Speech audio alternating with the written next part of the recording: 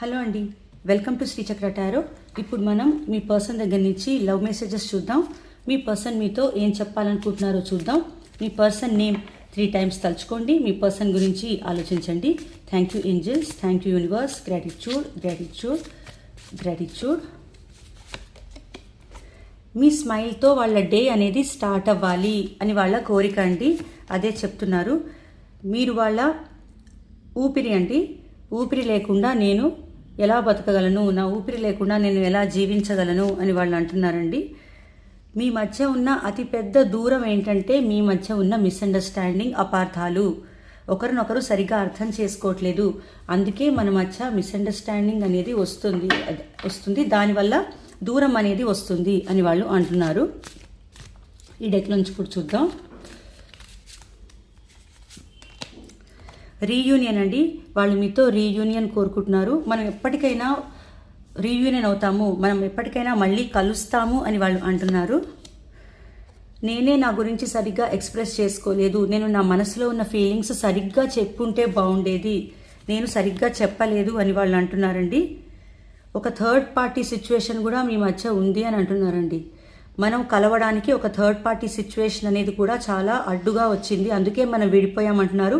ఇది ఎలాంటి third party అయినా అయి ఉండొచ్చండి. రొమాంటిక్ థర్డ్ పార్టీ అయి ఉండొచ్చు, వాళ్ళ ఫ్యామిలీ అయి ఉండొచ్చు, వాళ్ళ పేరెంట్స్ అయి ఉండొచ్చు, వాళ్ళ జాబ్ అయి ఉండొచ్చు, వాళ్ళ కెరీర్ అయి ఉండొచ్చు, వాళ్ళ మనీ అనేది కూడా అయి ఉండొచ్చండి. ఒక థర్డ్ పార్టీ అనేది వాళ్ళకి ఎక్కువ ఇంపార్టెన్స్ ఇచ్చి మీకు ఇవ్వలేదు, దానివల్ల ఇలా జరిగింది. నేను నా మనసులో ఉన్న ఫీలింగ్స్ సరిగ్గా చెప్పలేదు, కానీ నేను ఇప్పుడు రీయూనియన్ కోరుకుంటున్నాను అని వాళ్ళు అంటున్నారండి.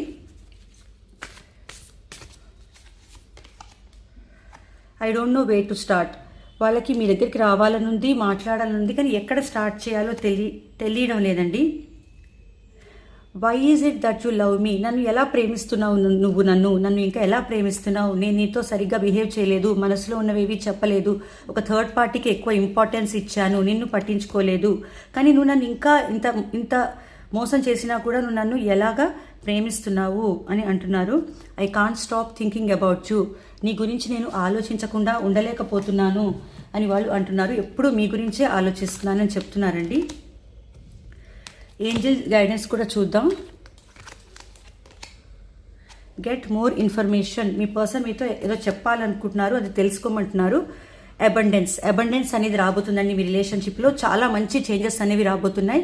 మీ పర్సన్ మీకు ఇన్ఫర్మేషన్ తెలుసుకోండి, అతని మనసులో మీ గురించి చాలా ప్రేమ ఉంది, అది తెలుసుకోండి అని చెప్తున్నారు.